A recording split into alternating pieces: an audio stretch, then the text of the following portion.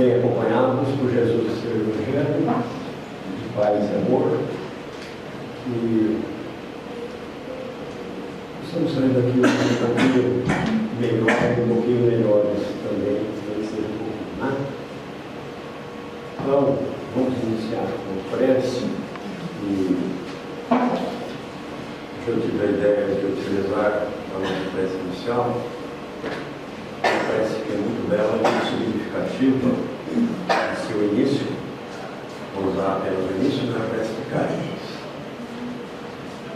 Deus, nosso Pai, que tens poder e bondade, dai força àquele que passa pela provação, dai luz àquele que procura a verdade.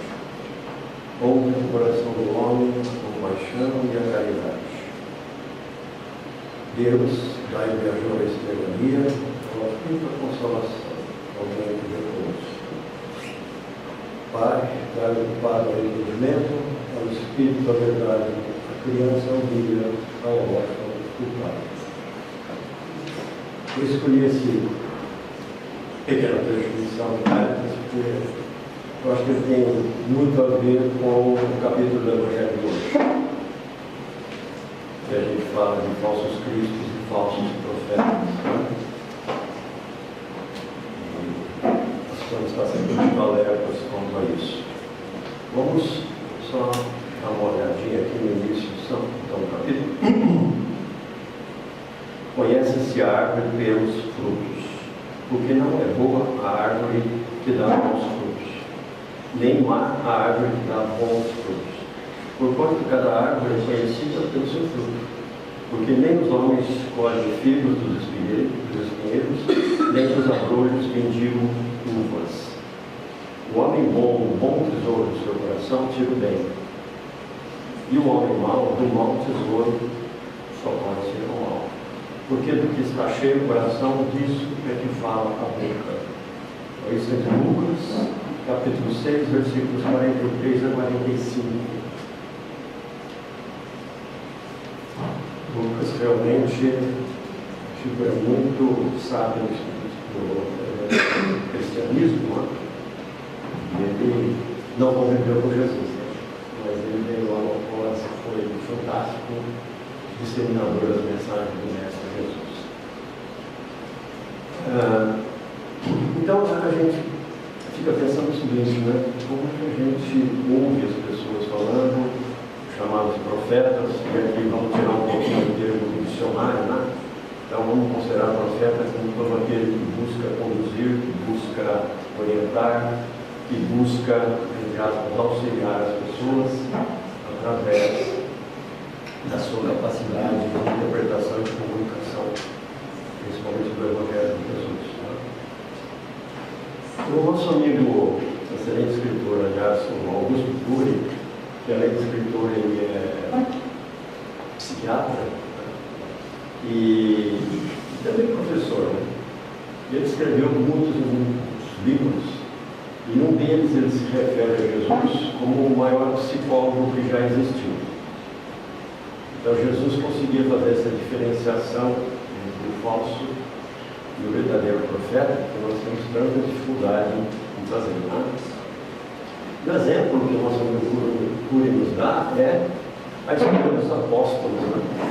Então, como é que Jesus conseguiu escolher 12 pessoas com características tão distintas, alguns um pouco mais cultos, outros muito ignorantes, entre aspas, no sentido de não saber nada, e alguns com posses, outros sem posses, alguns de temperamento agressivo, outros de temperamento mais contido, mais analítico, e ele conseguiu, mesmo com essa diversidade, ele conseguiu que os 12 apóstolos, né, seguissem e conseguissem passar a sua mensagem. E passar a mensagem de Jesus, gente, não é decoreba, né? A gente lê e passa como leu ou como ouviu no caso dos apóstolos, porque na época Jesus nada escreveu, né? Então, entender a mensagem do Mestre, captá-la devidamente e repassá-la, muitas vezes, na linguagem acessível ao público ouvinte. Esse é o grande desafio. Né? E esse é um desafio que é exercitado hoje também pelos falsos profetas, né? Eles tentam fazer isso. E nós não queremos ser sapientes como Jesus, né? Porque Jesus era um pouquinho acima de sábio, ele era sapiente, ou seja, tinha a visão também do divino, né? Ele tinha a visão do todo superior, né? E nós não temos, obviamente, atingimos esse estágio, né? Mas mesmo assim, nós temos que partir então do quê? Trabalhar. Nós temos que partir da mensagem do Mestre. Então, o que a mensagem do Mestre transmitia? E transmite séculos depois ainda com toda a sua intensidade.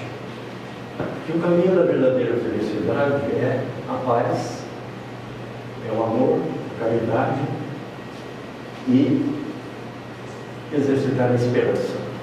Então, Jesus trouxe essa mensagem que nós procuramos até hoje compreender e seguir, muitas vezes sem muito sucesso, mas fazemos um esforçozinho, né?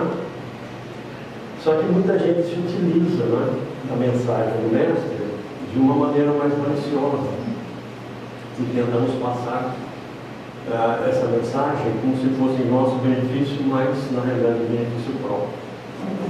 E aí como é que nós vamos fazer para entender quando aquela pessoa que nos fala, ela não está preocupada em aliviar nossos sofrimentos e nos trazer a esperança de glória como Jesus o faz?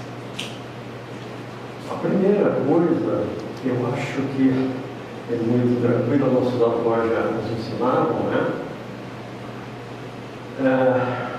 Faço o que eu digo, mas não faço o que eu faço. Ou seja, eu estou falando da boca para fora. Eu não estou falando de dentro para fora. Então, quando a gente fala da boca para fora, como se costuma dizer popularmente, a gente não fala do coração, a gente não fala dos nossos melhores sentimentos. E o que a gente está fazendo? Nós estamos apelando para a parte material, porque nós não estamos interiorizando aquilo que estamos transmitindo. Isso significa dizer que eu vou falar do que? Se eu estou falando da boca para fora com falsidade, às vezes, ou hipocrisia, que é a palavra melhor para isso, né? Então, hipocrisia é isso, é você dizer uma coisa e fazer outra. Todos nós praticamos um pouquinho no nosso dia a dia, vamos falar a verdade, né? O problema é o nível com que a gente pratica isso, né? E a quantidade de vezes. E com que intenção, muitas vezes. Quanto mais malévola a intenção, pior. Então, a hipocrisia ela tem essa característica, né? Muitas vezes por comodismo, nós somos hipócritas, muitas vezes para ser político, para ser agradável aos outros, para se, como diz a turma, né, se enturmar. Então a gente inventa qualidades que não tem, ou inventa práticas que não são usuais, né, no nosso dia a dia, para nos enturmarmos, né? E aí, além da hipocrisia, você diz, bom, mas é difícil, né? Ele fica, como é que eu sei que ele está sendo hipócrita? Eu tenho que ir lá ver a vida dele, como é que ele faz, as coisas, dá para saber, né? Mas não precisamos aprofundar tanto assim, né? Quando a pessoa fala o radicalismo, sectarismo, ou seja, essa turma ok, essa turma não, essa turma aqui está fora do nosso circuito, já é um falso profeta. Porque Jesus não excluiu ninguém. Né? Jesus combatia os fariseus, né? Ele criticava os fariseus por quê? Exatamente pela prática da hipocrisia. Os fariseus, eles tinham grandes posses, uma estrutura de poder muito forte, um grande privilégio social e falavam sobre o oposto, né? Diziam que a população, os demais, tinham que agir com humildade. Então esse termo acabou sendo cunhado, né, pelas críticas do livro de Jesus, e hoje a gente muitas vezes se refere a uma pessoa que age de maneira falsa como farisaica, né? Então pratica o farisaísmo, agindo como os fariseus daquela época, que diziam uma coisa e faziam outra na prática, né? Então, essa é uma maneira da gente identificar, quando a gente vai olhar para o profeta e dizer se ele é falso ou não. Né? E aqui, gente, vamos abranger um pouquinho mais, né? A gente fala de profeta, que é um sentido mais amplo. Não só aquele que fala do púlpito, que fala de algum lugar específico em termos religiosos, mas também de professor na escola, né? Um líder do trabalho, um líder social, um político. Né? Então, todas essas pessoas são, entre aspas, né? Estão sendo profetas, nesse sentido mais amplo da palavra. Vamos ter que analisar tudo isso. Outra coisa também, que é muito comum, né, quando a pessoa é falso profeta, é o desrespeito pelas outras crenças. Então, aquilo que eu acredito, que eu estou dizendo aqui, é a única possibilidade de salvação, tá? Saiu daqui, vocês estão no fogo do inferno. Saiu daqui, não tem chance para mais ninguém. Então, quem é o seguido que eu digo, está fora do jogo. Isso é outra forma de identificar um falso profeta. Quando é que Jesus excluiu alguém ou tirou alguém por uma questão desse tipo? Então, vamos falar aqui de questões mais candentes ainda, como preconceito de raça, cor, religião, etc. Tal, que acontecem também, que às vezes se manifestam até na fala dessas pessoas. Promessa de salvação eterna, entre aspas, né? Quando alguém prometer salvação eterna, sai correndo. Não existe isso. A salvação é nossa, nós é que temos que nos salvar. Quem diz, olha, esteja comigo que você vai ter a salvação eterna, exceção feita de Jesus, né? Mas Jesus não queria dizer que bastava estar ao lado dele, que é seguir a sua vida de amor, né? E esse é o maior significado disso. Então, quem diz, olha, esteja ao meu lado e está tudo bem, porque você vai ter essa salvação eterna, é falso. Totalmente falso. Quem, por exemplo, busca por remuneração, pecuniária, dinheiro, também é falso. Ninguém vai pregar para ganhar, para ter benefícios. Né? Então, eu vou pregar para vocês, mas por favor, vocês depositem na minha conta só de R$1.000. Mas por quê? Não é essa a questão, não. Não é um profeta verdadeiro, um falso profeta. Ou eu vou curar alguém, né? Muitas vezes a gente vê, né, no paralelo do carro, agora menos, antigamente muito, né? Dizendo assim, eu procure mãe, não sei o quê, mas ainda tem gente que acredita. Então, muitas vezes, qual é a conclusão que a gente tem, né? Quando você tem alguém na política, na religião, no estudo, que age dessa maneira? A primeira conclusão é: essa pessoa não está servindo a causa, não está servindo aquele objetivo que ele se propôs. Ele está se servindo da causa, ele está utilizando a causa de benefício próprio para tentar angariar vantagens, sejam elas de fundo pecuniário financeiro, sejam de projeção política, social, poder. Então esse é o objetivo que a gente precisa identificar, e ainda temos dificuldade de fazer isso. Né? Por que a gente se deixa levar muitas vezes? Porque nós ainda estamos no estágio cognitivo que muitas vezes a ilusão fala mais alto que a nossa consciência. Então nós nos deixamos iludir. Porque aquilo é agradável, é doce. Né? Aquela pessoa que está falando com uma linguagem melíflua, uma pessoa que falar docemente, canalizando, procurando canalizar os sentimentos, porque ele deseja. Então a gente se ilude, acha que aquilo é uma verdade. Porque aquilo está nos prometendo coisas boas do ponto de vista material, né? Muitas vezes até psicológico, mas é de uma maneira falsa. Né? Quando a gente olha e pensa nisso, como é que eu faço então, né? Nós temos que ter em mente o seguinte, talvez até de uma forma mais definitiva para reconhecer o falso profeta. Se o falso profeta está nos dando o bolo pronto, ele claramente é um falso profeta. Por quê? A única maneira de nós colocarmos o caminho da luz, de evoluirmos espiritualmente, que seguir o Jesus verdadeiramente é agregando valor aos nossos atos. Então, a gente, na empresa, a gente usava muito esse refrão, o que você está fazendo no seu trabalho, está agregando valor, ou seja, está aumentando o valor daquilo que você recebeu. Vou dar mais um exemplo. O Brasil exporta café em coco, ou em grão, mais ou menos falar em coco. Então, ótimo, nosso café é muito bom, café isso, café aquilo, tudo bem. O que seria no caso de agregar valor? Eu pego esse café, transformo em café solúvel, coloco numa embalagem muito bonita e, se possível, transformo ele em café líquido e vendo na cafeteria. Quanto eu teria no café coco? Vamos dizer, R$10 o quilo. Quanto eu tenho lá na cafeteria? 800, R$1.000 o quilo. Percebe? Estou falando de uma coisa pecuniária, mas serve para nós.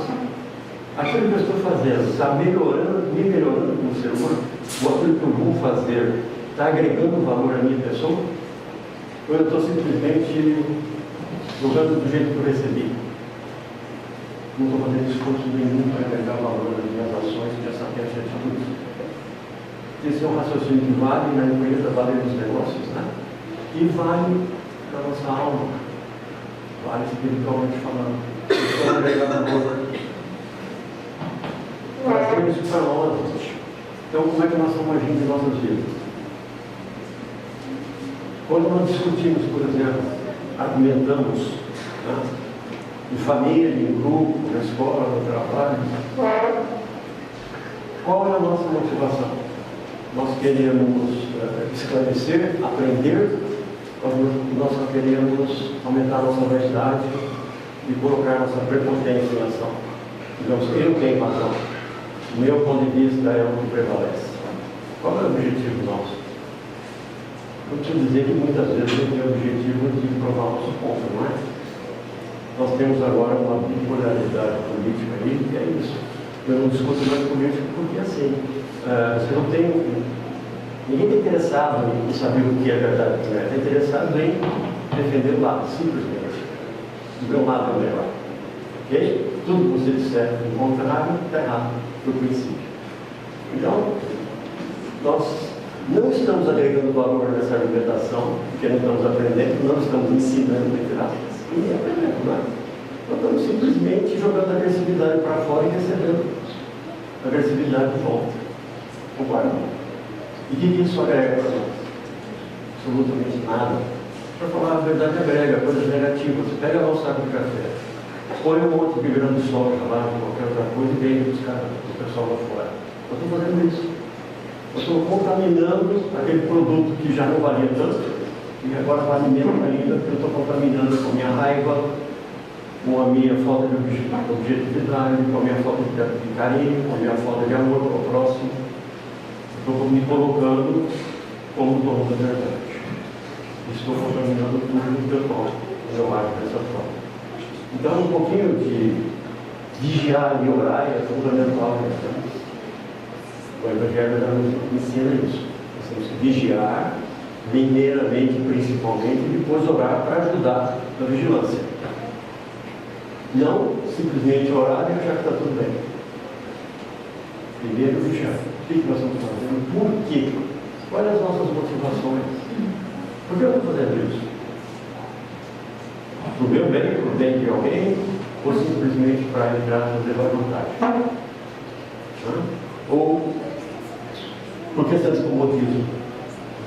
Não, eu estou confortável, não quero mexer, não quero crescer. Então, os valores e intenções que nos orientam têm que ser analisados todas as horas possível em nossas vidas. É um trabalho duro, mas é o único que vai levar a nossa evolução espiritual. Não tem outro jeito. Não tem como você agir de forma diferente. Autocrítica, honesta. Primeira coisa, ter humildade para, primeiro, identificar onde estamos errando. Né? Segundo, identificamos, ter humildade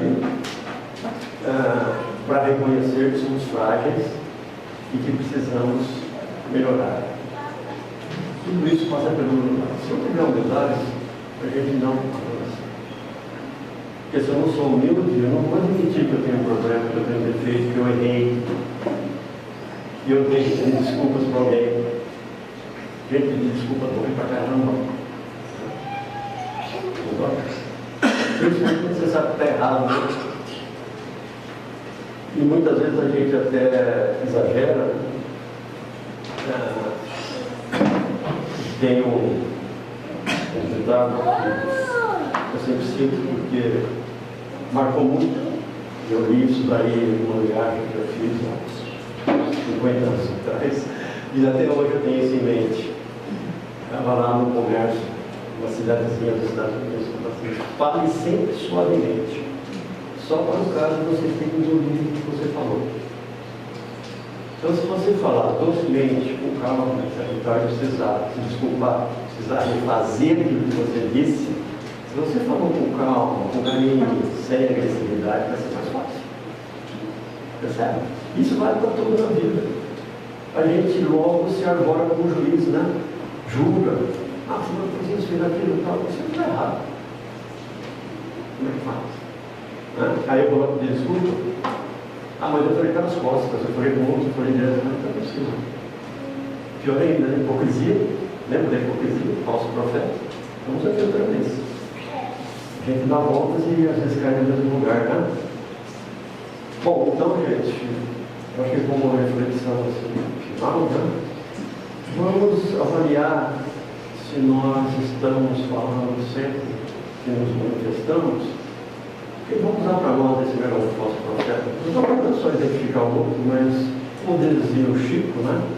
A gente sempre consegue e exige melhoria no outro. Né? E exige que o outro tenha qualidades que a gente não desenvolveu ainda. Já percebeu isso? Então, muitas vezes, o outro faz uma coisa errada, você critica. E esquece que você faz uma, talvez, tão ruim. Pior do que aquela pessoa fez. O Chico foi muito sábio nesse pensamento. Então tem que ter isso em mente. E principalmente, aquilo que eu já mencionei, falar de dentro para fora. Falar do coração. Ou seja, quando a gente fala só do exterior, a gente está falando de matéria. A gente está falando daquilo que é transitório. Quando a gente fala de dentro para fora, a gente aprofunda. Estamos aprofundando. É mais difícil, mas denota evolução espiritual. Bom, gente, então é a mensagem que eu queria trazer para vocês, a reflexão, né, na verdade, seria essa hoje. Tá? Então vamos agora para esse pensamento, para que sempre passe. Possamos ter sempre Jesus, seu Evangelho em nossas mentes, em nossos corações, lembrando sempre das nossas fraquezas, da necessidade de superá-las e da importância de renovar a esperança tão apregoada e tão exemplificada pelo mesmo Jesus. Que assim